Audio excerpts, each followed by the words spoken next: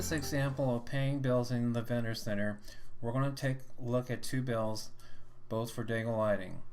If you notice, there is no reference number for Dago lighting, so therefore you need to consider going back into the actual bill that was entered and make sure that it has a reference number. So for this first example, we're going to choose Dago lighting, the one for $1,539.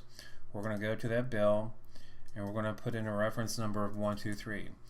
This can be your account number, this can be your invoice number, but it's always helpful to make sure that you have some type of marker there to make sure that the person on the receiving end that gets your check for your company knows which invoice it's paying for.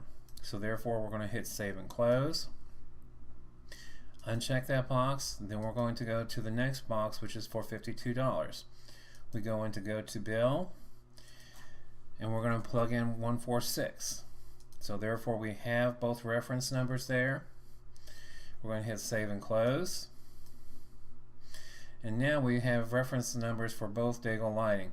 So when we go through and we choose to pay for Dago lighting, we have a bill payment of $1,591.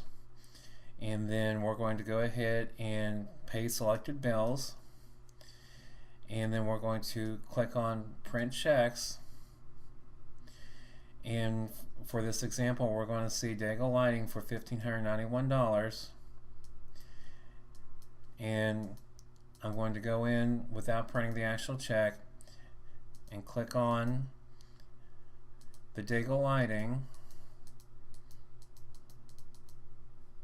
and you're going to see right here on this bill payment, you're going to see reference number 123, reference number 146. That way it's going to allow you to make sure that the people understand which invoices they're paying for. For more information, please subscribe to my YouTube channel.